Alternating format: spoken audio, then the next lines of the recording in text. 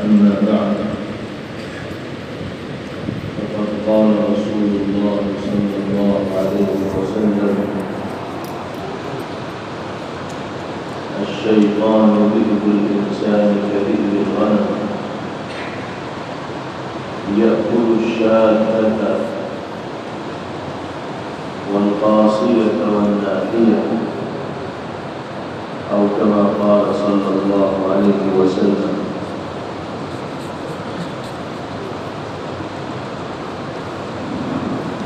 بہت ہی قابل احترام حضرات اکابر علماء کرام اور ائمہ اعظام،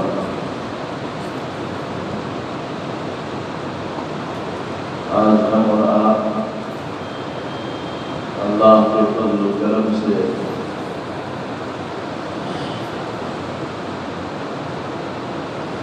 باری تعالیٰ کے اس مقدس اور پاکیزہ گھر میں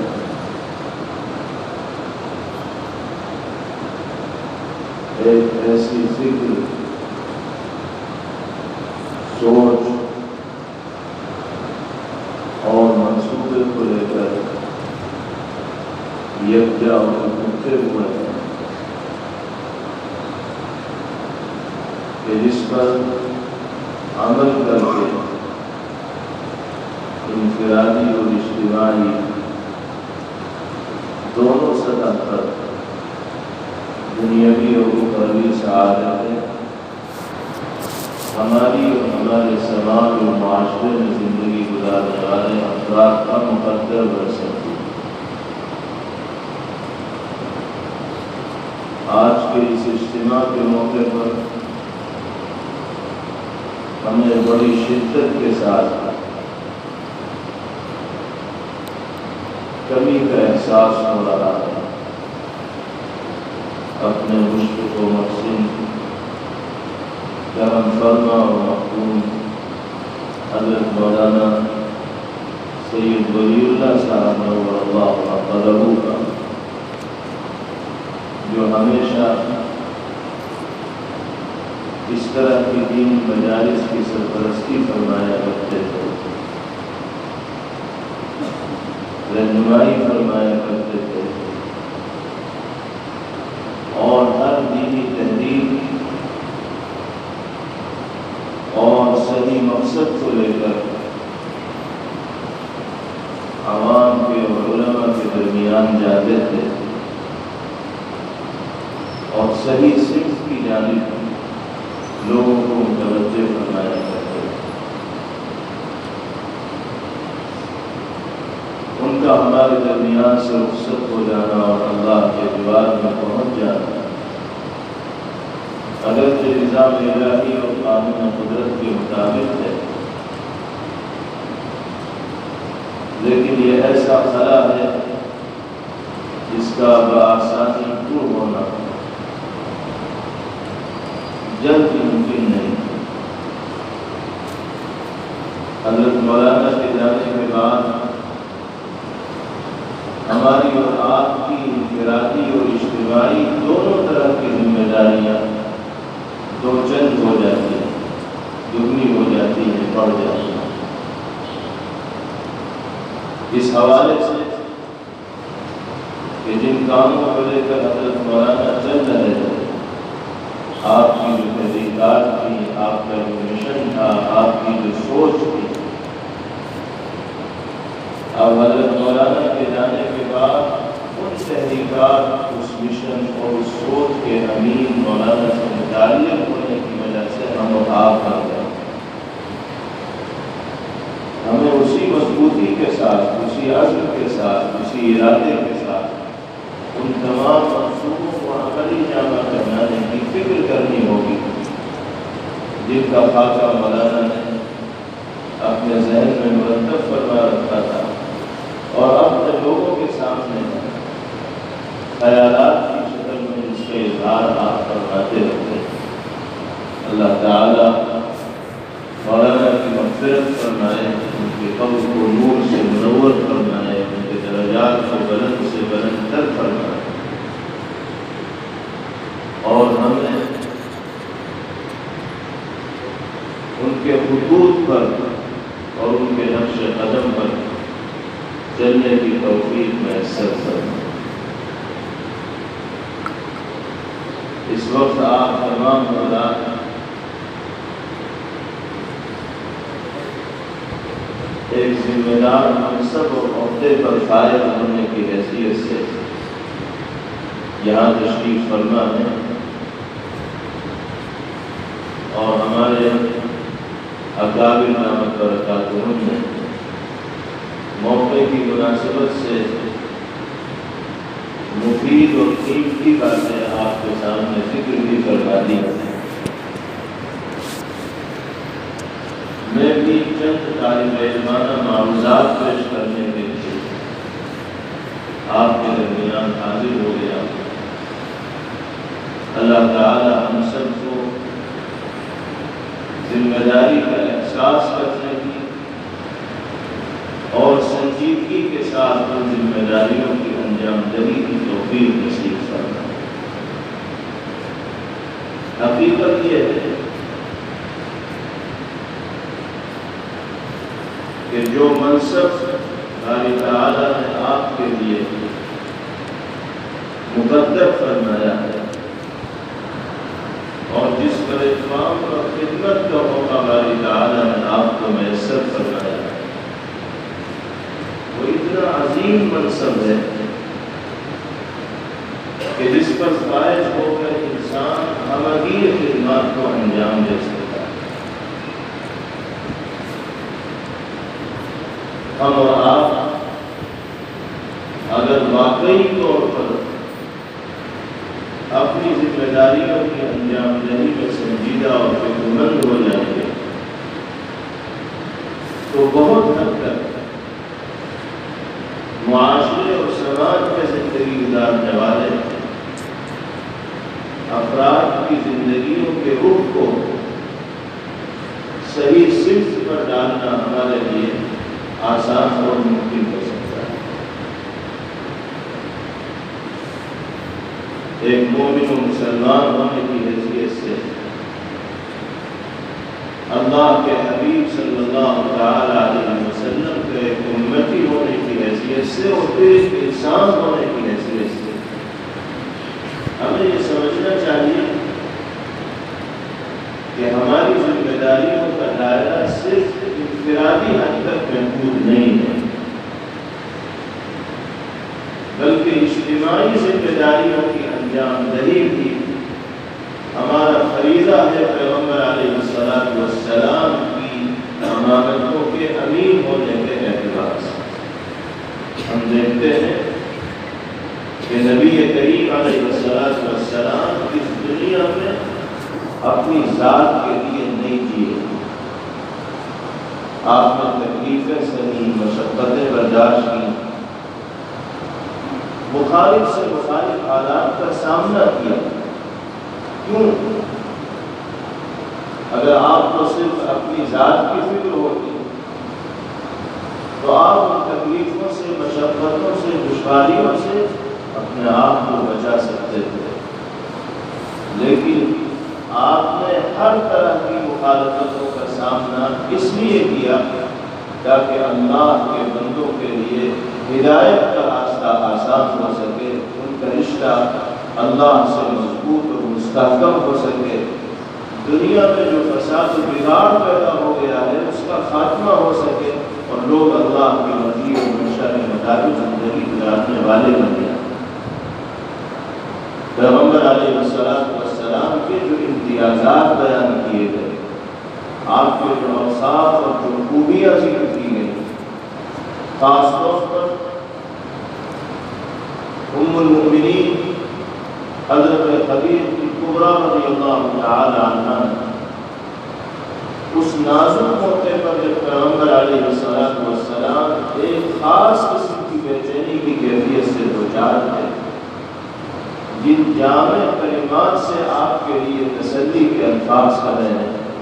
اس سے نبی پاک علیہ السلام کی زندگی کا اور آپ کے مشن کا نقشہ کھنچ جاتا ہے۔ إنك لتصل الرحم وتحمل الكلب وتكسب المعلوم وتقري الضيف وتعين على نوائب الحق والله لا يخزيك الله أبدا۔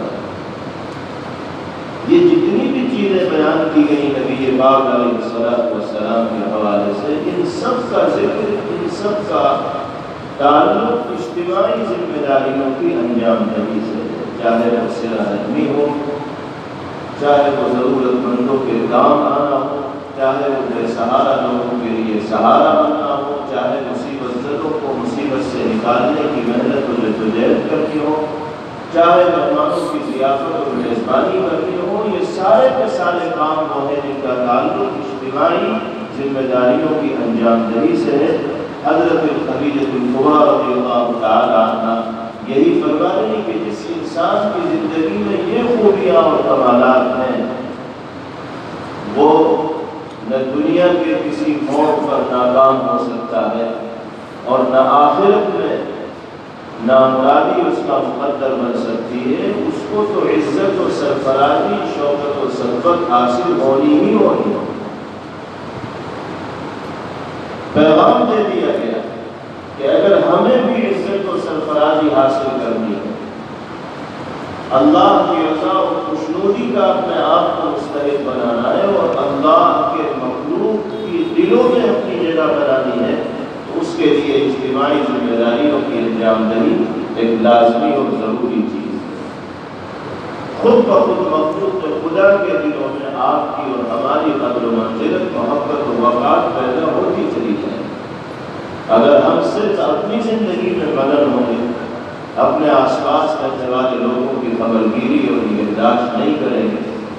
لوگوں کے دکھ اور درد کے اندر شریک نہیں ہوں گے، سماج میں اصلاح کی کوششوں کا بیڑا اٹھانے والے نہیں ہوں گے اور لوگوں کو صحیح سمت دکھانے والے نہیں ہوں گے، تو دنیا ہم سے کٹ جائے گی اور ہم دنیا سے کٹ جائیں گے۔ اور اگر ہم اپنی ذمہ داریوں کو اجتماعی طور پر ادا کریں گے، تو اگر ایک طرف مالک کی رضا اور رضوان ہمارا مقدر بنے گا، تو دوسری طرف مخلوق خدا کے دلوں کو جیتنے میں بھی ہمیں کامیابی میسر ہوگی۔ ان اجتماعی کوششوں کی انجام دہی کے لیے سب سے پہلی شرط یہ ہے کہ ہم میں اور آپ میں اجتماعیت کی شان پائی جائے۔ دینی کام کرنے والے افراد، سماج میں اصلاح کا کام کرنے والے افراد، دینی اور شرعی اعتبار سے امت کی رہنمائی کرنے والے افراد، امت میں مقتدائی اور پیشوائی کا مقام رکھنے والے افراد، جب تک آپس میں مربوط ہو کر، ایک دوسرے سے جڑ کر، ایک دوسرے کے ساتھ وابستہ ہو کر اپنی تحریک نہیں چلائیں گے، مشن کا حصہ نہیں بنیں گے، تو پھر ہم ایک مؤثر اور اچھا پیغام سماج میں زندگی گزارنے والے افراد کو نہیں دے پائیں۔ اجتماعیت، وحدت اس امت کی مضبوطی کی علامت اور نشانی بتائی گئی۔ شرعی اعتبار سے بھی اس شان کو پیدا کرنا ضروری ہے اور عقلی اعتبار سے بھی اجتماعیت و وحدت کی شان پیدا کیے بغیر کسی طبقے کو، قوم کو حقیقی کامیابی اور کامرانی میسر نہیں ہو سکتی۔ تو پہلی ذمہ داری ہماری یہ ہے کہ ہم جس علاقے کے اندر کام کر رہے ہیں، جس دائرے کے اندر کام کر رہے ہیں، تو اس میں کام کرنے والے افراد کے درمیان جوڑ ہونا چاہیے، ربط ہونا چاہیے، تعلق ہونا چاہیے۔ ہمیں ایک دوسرے کا رفیق بن کر دینی خدمات کو انجام دینا چاہیے۔ اس کے لیے علاقے کے اعتبار سے، دائرہ اصل کے اعتبار سے کسی ایک جگہ کو مرکزیت کی شان دینی ہوگی اور اس سے جڑ کر لوگوں کو زندگی گزارنی ہوگی۔ اس لیے کہ جب تک مرکزیت نہیں ہوتی، اس وقت تک اجتماعیت پیدا نہیں ہوتی۔ اجتماعیت کو پیدا کرنے کے لیے ایک مرکز بنانا ہوتا ہے، اس مرکز سے سب جڑتے ہیں، تب جا کر اجتماعیت کی شان پیدا ہوتی ہے۔ اور پھر جب اجتماعیت کے ساتھ کام کیا جاتا ہے تو کم وقت میں بڑے بڑے مالکوں کو سر کرنا آسان ہوتا ہے۔ اس لیے کہ بہت سے کام وہ ہوتے ہیں کہ جن کو میں نہیں کر سکتا لیکن ہم کر سکتے ہیں. یعنی تنہا میں اگر اس کام کو کرنے کا ارادہ کروں تو مجھے کامیابی نہیں مل پائے گی اپنی کمزوری کی وجہ سے. لیکن اگر اسی کام کو کرنے کے لیے ایک ٹیم ورک تیار ہو جائے، ایک جماعت تیار ہو جائے، ایک متحدہ محاذ تیار ہو جائے، ایک مشترکہ جماعت تشکیل دے دی جائے، تو اس مشن کو سر کرنا، اس معرکے کو انجام تک پہنچانا ہمارے اور آپ کے لیے ممکن، سہل اور آسان ہے. اس لیے سب سے پہلی ذمہ داری ہماری یہ ہے کہ ہمارے درمیان باہم جوڑ ہونا چاہیے، ربط ہونا چاہیے، اور ایک دوسرے کے کاموں میں ہمیں معین و مددگار اور رفیق ہونا چاہیے. اگر خدا نخواستہ ہر شخص اپنے لیے الگ راستہ چننے میں مختار ہو جائے اور اپنی مرضی کے مطابق کام کرنے لگے، کسی سے جڑ کر کام کرنے کا جذبہ اس کے اندر نہ ہو، تو حقیقی کامیابی اس کا مقدر نہیں بنے گی. نبی پاک علیہ السلام ارشاد فرماتے ہیں الشیطان رب الانسان کدی الغنم، شیطان انسانوں کے لیے دشمنی کا کردار اسی انداز میں ادا کرتا ہے جس طرح بکریوں کے ریوڑ کے لیے بھیڑیا دشمنی کا کردار ادا کرتا ہے. یأکل الشاة والقاصیة والناحیة، ریوڑ سے الگ ہونے والی بکری. اب ریوڑ سے الگ ہونا یہ مختلف وجوہات کی بنا پر ہو سکتا ہے. خود چلتے چلتے بکری الگ ہو گئی، یا چروانے کی لاپرواہی اور غفلت کی وجہ سے بکری الگ ہو گئی. اس کے لیے عربی میں الگ الگ الفاظ استعمال کیے گئے. کسی بھی انداز میں اگر بکری ریوڑ سے الگ ہوئی ہے تو پھر بھیڑیے کو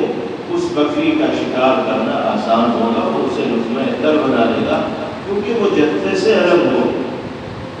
پیغمبر علیہ السلام فرماتے ہیں کہ اسی طرح امت مسلمہ کے افراد اگر سواد اعظم سے ہٹ کر اور اجتماعیت کی شان کو چھوڑ کر ہر آدمی اپنا الگ جھنڈا لے کر چلنے کی کوشش کرے گا اور اپنے آپ ہی کو سب کچھ سمجھے گا کہ مجھے ہی مقصد مانا جائے اور میرے ہی سے جڑ کر چلا جائے، کسی دوسرے سے جڑنا اس کے مزاج کے مطابق نہیں ہوگا، تو ظاہر سی بات ہے کہ شیطان کا اس کو اپنے ہاتھوں کا کھلونا بنانا آسان ہو جائے گا اور اپنی سازش کا شکار کرنا آسان ہو جائے گا. وہ اپنے آپ کو تیسمارما سمجھتا رہے گا، لیکن حقیقت میں اس کے ذریعے سے اختراق و انتشار کا ایسا ماحول سماج کے اندر پیدا ہوگا کہ کام کرنے والوں کے لیے بھی کام کرنا مشکل و ہوگا. مجھے معاف کیجیے گا، ہماری سب سے بڑی کمزوری یہی ہے کہ ہم جڑ کر کام کرنا نہیں چاہتے، اور ہم یہ جذبہ اپنے دل کے اندر رکھتے ہیں کہ بس ہمارا نام ہو، کام ہو یا نہ ہو لیکن نام ہمارا ہونا چاہیے اور مرجع ہمیں بننا چاہیے. یہ چیز جناب رسول اللہ صلی اللہ علیہ وسلم کے مزاج اور پیغمبر علیہ السلام کی تعلیمات کے سلاسل بناتی ہے. آپ نے تو امت کو، صحابہ کرام رضوان اللہ علیہ اجمعین کو یہ پیغام دیا ہے کہ عورتوں مناصب اور اونچے مقامات اور مراتب کو حاصل کرنے کے طالب مت بنو، کام کرو اور دوسرے ساتھیوں کو بھی عزت و احترام کا وہ مقام دو جو مقام تم اپنے لیے چاہتے ہیں. آپ عہدے اور منصب کے اعتبار سے اونچ نیچ اور تفریق کا تصور سماج کے اندر قائم ہوتا ہوا دیکھنا نہیں چاہتے.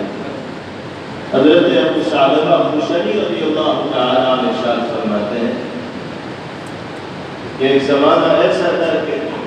ان الناس اذا نزلوا منزلا تفرقوا في الشعاب والاودية. ہم لوگ جب سفر پر جایا کرتے تھے اور قافلے کا کہیں پڑاؤ ہوتا تھا تو جس کو جو جگہ پسند آتی تھی وہیں اپنا بستر ڈال کر وہ قیام کرنے لگ جاتا تھا. مختلف گھاٹیوں میں اور وادیوں میں ہم قیام پذیر ہو جائیں گے۔ کسی نے درخت کے سائے کو لے لیا، کسی نے پانی کے قریب جگہ حاصل کر لی، کسی نے کسی پتھر کی آڑ میں جگہ حاصل کر لی، یعنی جس کو جو جگہ پسند آئی وہ وہاں بیٹھ گیا۔ لیکن ایک مرتبہ ایسا ہوا کہ نبی کریم علیہ السلام بھی ایک قافلے کے ساتھ سفر کرنا ہے۔ ایک منزل پر وہ قافلہ پہنچا تو لوگوں نے اپنی عادت کے مطابق مختلف جگہوں میں منتشر ہو کر اپنی اپنی جگہ بنا لی۔ نبی کریم علیہ السلام نے منظر دیکھ کر سخت ناراض ہوئے، سرزنش کی اور تکبیر فرمائی اور ارشاد فرمایا انما تفرقكم هذه في الشعاب والاودية من الشیطان، تمہارا یہ مختلف گھاٹیوں میں اور مختلف وادیوں میں منتشر اور متفرق ہو کر بیٹھنا شیطانی اثرات کی وجہ سے۔ علیکم بالجماعہ، اجتماعیت کی شان پیدا کرو، مل جل کر رہو، یہ الگ الگ کیوں جاتا ہے؟ حضرات صحابہ کرام رضوان اللہ تعالی علیہم اجمعین کی اطاعت کا جذبہ بالکل مثالی تھا۔ وہ تو پیغمبر علیہ السلام کے اشاروں پر سب کچھ کرنے کو تیار ہو جاتے تھے۔ نتیجہ نبی کریم علیہ السلام کی تنبیہ کا یہ ہوا کہ حضرت ابو ثعلبہ رضی اللہ تعالیٰ عنہ ارشاد فرماتے ہیں کہ اس کے بعد پھر جب ہمارا سفر ہوتا تھا اور کسی منزل پر ہمارا پڑاؤ ہوتا تھا تو ہم اپنے ساتھیوں کے ساتھ اس طرح مل کر قیام کرتے تھے کہ اگر بڑی چادر ہمارے سروں پر ڈالی جائے تو سب اس کے اندر سما۔ یہ اللہ کے رسول صلی اللہ تعالی علیہ وسلم کی ہدایت پر صدق دلی کے ساتھ عمل کرنے کا نمونہ ہے، اور یہی شان صحابہ کرام رضوان اللہ علیہم اجمعین کی زندگیوں میں پائی جاتی ہے۔ اللہ کے رسول صلی اللہ تعالی علیہ وسلم نے اس ہدایت کے ذریعے انسانیت کو یہ پیغام دیا کہ عملی زندگی سفر ہو یا حضر، ہمیں منتشر اور متفرق ہو کر نہیں جینا ہے، بلکہ ایک دوسرے کے ساتھ مربوط ہو کر جڑ کر اجتماعیت کی شان کو پیدا کر کے زندگی گزارنا۔ جب جب امت میں یہ شان رہی، علاقائی سطح پر ہو یا مرکزی سطح پر ہو یا حلقے کی سطح پر ہو، تو اللہ تعالیٰ نے امت کی آبرو کو بھی باقی رکھا، شان و شوکت کو بھی باقی رکھا، عزت و سطوت کو بھی باقی رکھا، رونق و دبدبے کو بھی باقی رکھا۔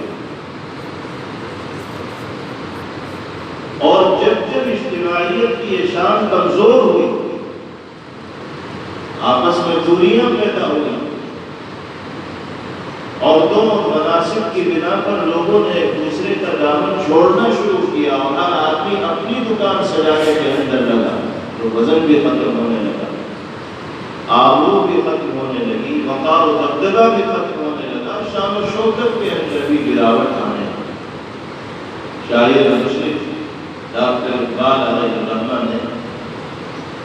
اشعار کے پیرائے میں اسی منظر کو پیش کیا۔ آبرو قائم تیری ملت کی جمعیت سے تھی،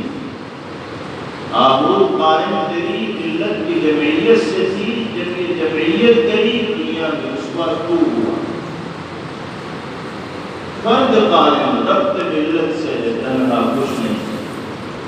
فرد قائم ربط ملت سے ہے تنہا خوش نہیں، موج ہے دریا میں اور بیرون دریا خوش نہیں۔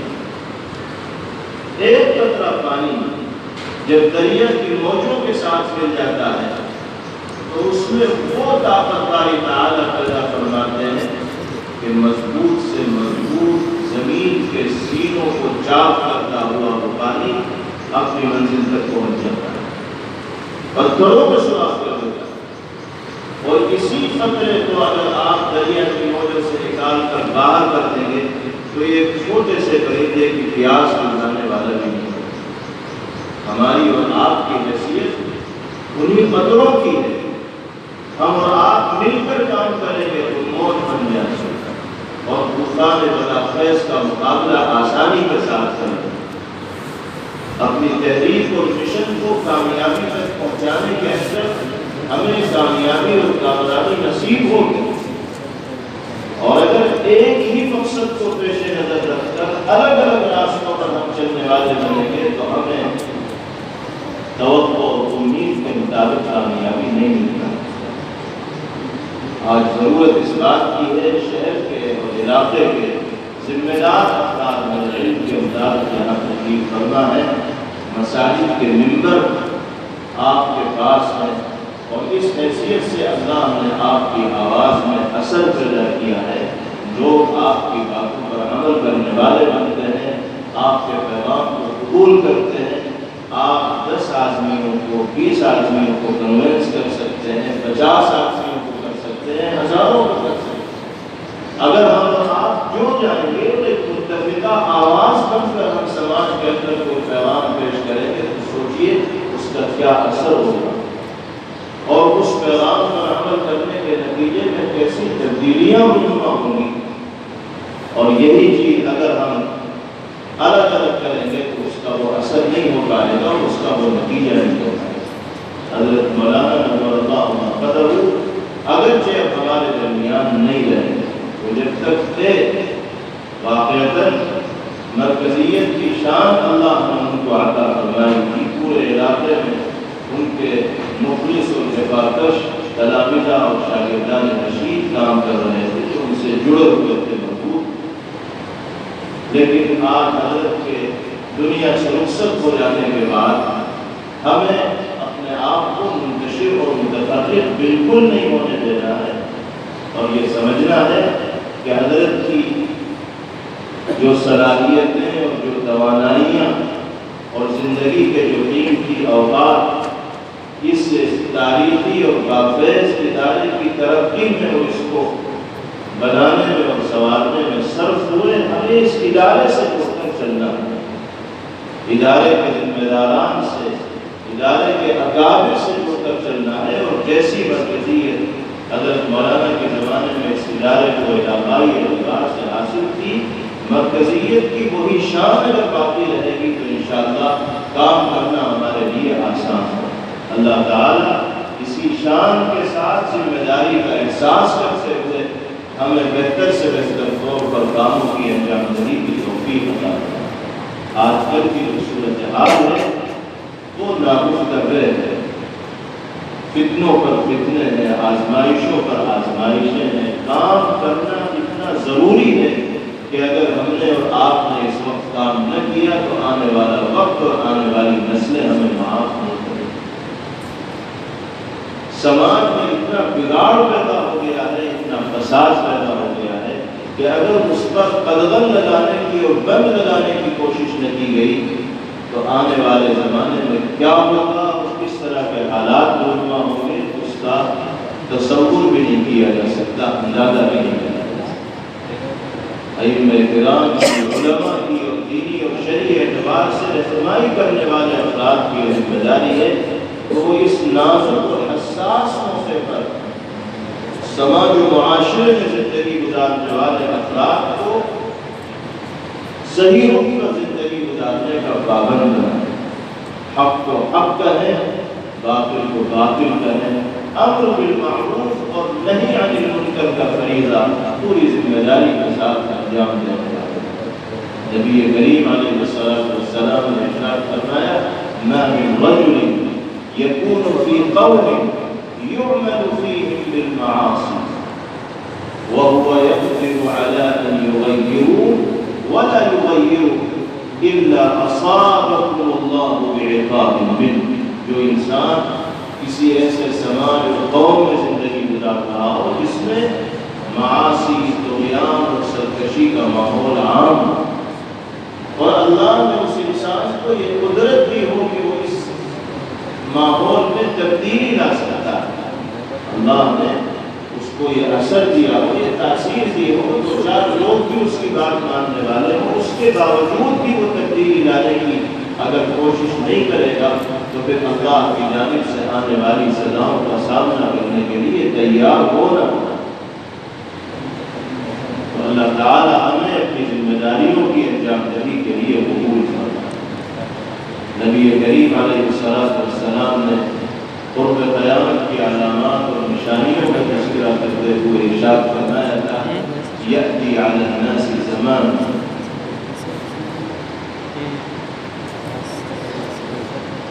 دنیا میں ایسا زمانہ آئے گا،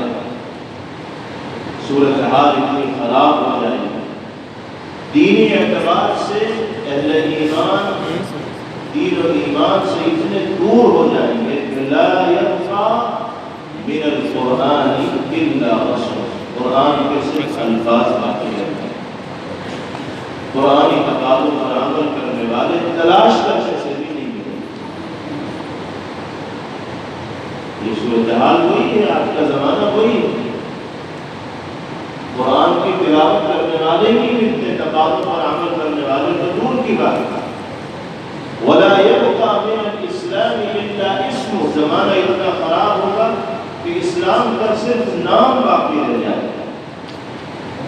آج یہ صورتحال بھی دیکھنے میں آ رہی ہے،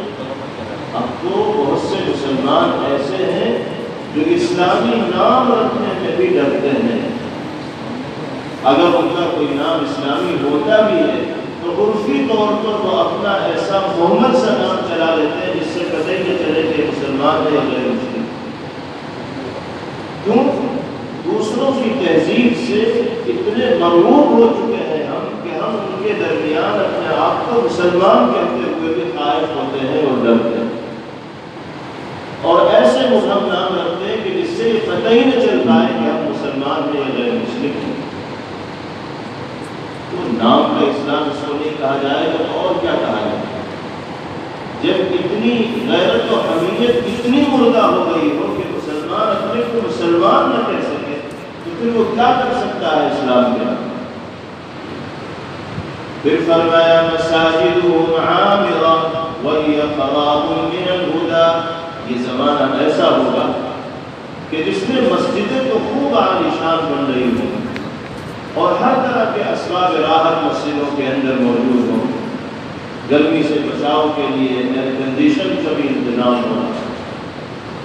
سردیوں میں گرم پانی کا بھی نظم ہوگا، ہر سے زیادہ سہولتیں مسجدوں کے اندر ہوں گی، نمازی بھی آ رہے ہوں گے، لیکن خراب من الہدی،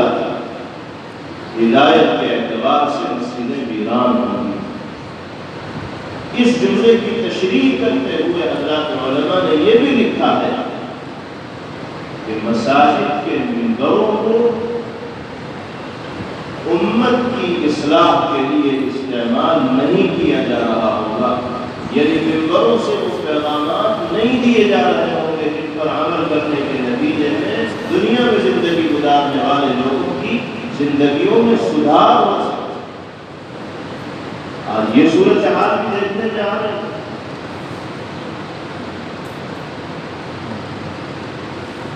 اکثر مساجد کی صورتحال یہ ہے کہ منتظمہ کمیٹی کا اتنا ہولڈ ہوتا ہے مساجد کے ائمہ اور مؤذنین کے اوپر کہ وہ اپنی مرضی کے مطابق گفتگو کرنے کے تو قدرت ہی نہیں رکھتے، وہ وہی کہتے ہیں کہ جس سے منتظمہ کمیٹی متفق ہوتی ہے، جس سے موافق ہوتی ہے۔ اگر کوئی حق بات امام صاحب نے کہی ہے وہ منتظمہ کمیٹی میں سے کسی کے خلاف چلی گئی تو اسی دن سے امام صاحب کے خلاف سازشیں شروع ہو جائے۔ اب امام صاحب سوچتے ہیں کہ کیوں اپنے پیروں پر کلہاڑی ماری، کام چلاؤ جیسے چل رہا ہے، دیکھنے کے بعد میں کیا ہوگا، اس وجہ سے صحیح بات کہیں نہیں جاتی، اس طرح کے دباؤ میں آنے کے دونوں طرف سدھار پیدا کرنے کی ضرورت ہے۔ منتظمہ کمیٹی کو بھی اپنے دائرے اور حدود میں رہتے ہوئے انتظامی ذمہ داریوں کو انجام دینا ہے، اور ائمہ مساجد کو بھی آزادانہ طور پر اپنی ذمہ داریوں کو ادا کرنے کے لیے کھلا ماحول دینا ہے۔ اگر کسی مسجد کی منتظمہ کمیٹی کی طرف سے ایسا دباؤ ائمہ اور مؤذنین پر بنایا جائے گا تو اس منتظمہ کمیٹی کو حقیقتاً اس مسجد کا انتظام چلانے کا حق حاصل نہیں۔ آپ کا جو دائرہ ہے، آپ اس دائرے میں رہتے ہوئے انتظامی کاموں کو دیکھیں، امام حق کو حق کہے گا اور غلط کو غلط کہے گا، چاہے وہ غلطی صدر منتظمہ کمیٹی نے کی ہو یا سیکریٹری صاحب نے کی ہو، اس کی کوئی پرواہ نہیں ہوگی۔ دونوں طرف کے لوگوں کو اس سلسلے میں اپنی ذمہ داریوں کو سمجھنا چاہیے اور اس مزاج کو ختم کرنا چاہیے۔ پیغمبر علیہ السلام نے یہی علامات اور نشانیاں بتائیں اور آخر میں ارشاد فرمایا علماؤہم شر من تحت ادیم السماء من عندهم تخرج الفتنة وفيهم تعود۔ اس زمانے کے جو علماء ہوں گے وہ آسمان کی نیلی چھتری کے نیچے بہترین مخلوق ہوں، فتنوں کا مرکز بھی وہی ہوں گے اور فتنوں کا مرجع بھی وہی ہوں گے، وہیں سے فتنے اٹھیں گے اور وہیں جا کر فتنے دم لیں گے۔ اللہ رب العزت والجلال ایسی جماعت میں شمولیت سے ہم سب کی حفاظت فرمائے اور اپنے خوف و خشیت کے جذبے سے باری تعالی ہمیں معلومات فرمائے۔ اپنی مرضیات پر کرنا اللہ رب العزت والجلال ہم سب کے لیے آسان فرمائے اور باری تعالی اس فکر کو اور اس سوچ کو اپنے ذہن و دماغ کے اندر راسخ کرنے کی توفیق ہمیں نصیب فرمائے، جس کو لے کر ہم یہاں جمع ہوئے ہیں، یعنی اپنی ذمہ داریوں کی انجام دہی اور معاشرے میں پائے جانے والے بگاڑ اور فساد کا خاتمہ، رسم بد کا خاتمہ، جو اسراف ہو رہا ہے، فضول خرچیاں ہو رہی ہیں، عقائد پر ضرب ان چیزوں سے پڑ رہی ہے، یہ اور بھی دیگر برائیاں ہیں علاقے کے اعتبار سے مختلف ہیں، ان سب کے خلاف متحدہ اور اجتماعی جدوجہد ہمیں کرنی ہوگی۔ شادی بیاہ کے موقع پر جو خرافات ہوتی ہیں اور جو خلاف شرع رسومات ہوتے ہیں اور جس طرح پانی کی طرح پیسوں کو بہایا جاتا ہے، تو ان کے خلاف صرف تقریروں سے ہم کامیابی حاصل نہیں کر پائیں گے، بلکہ عملی میدان میں بھی ہمیں اس طرح کے خلاف شرع اعمال اور رسومات کے خاتمے کے لیے کچھ مضبوط اقدامات کرنے ہوں۔ متفقہ طور پر ہمیں یہ فیصلہ کرنا ہوگا کہ جن جن تقریبات میں اس طرح کے خلاف شرع اعمال ہوں گے، ہماری اور آپ کی اس میں کوئی شمولیت اور حصہ داری نہیں ہوگی، ہم اس سے دوری بنائیں گے۔ اگر چند لوگ دوری بنا لیں اور بقیہ لوگ اس پر عمل نہ کریں تو پھر اس تحریک میں کامیابی نہیں مل پائے۔ کامیابی اسی وقت ملے گی جب متفقہ طور پر کوئی موقف علماء اور ائمہ کی طرف سے اختیار کیا جائے گا، اور جب متفقہ موقف ہوگا تو انشاءاللہ اس کا اثر ہوگا اور لوگ اس پر عمل کرنے کے لیے ابتداءً چاہے جبری طور پر تیار ہوں، لیکن انتہا پھر ان کی وہ عادت بنے گی اور مزاج بنے گا، اور باری تعالی معاشرے اور سماج کے اندر سدھار اور اصلاح کا ماحول عام ہے۔ اللہ تعالی ہمیں اپنی ذمہ داریوں کو حسن و خوبی کے ساتھ انجام دینے کی توفیق عطا فرمائے، اور حضرت مولانا سید ولی اللہ صاحب نور اللہ مرقدہ کے لگائے ہوئے اس چشمہ فیض کو باری تعالی ہر طرح کی ترقیات سے مالامال فرمائے، مولانا کے لیے اس کو صدقہ جاریہ بنائے اور ان کی درجات کی بلندی کا باعث اور ذریعہ بنائے۔ آخر میں 3 مرتبہ سورہ اخلاص پڑھ لیجیے، اس کے بعد حضرت مولانا کی مغفرت کے سلسلے میں بھی دعا کر لیں اور دیگر مقاصد کے لیے بھی حضرت مولانا دعا کر لیں۔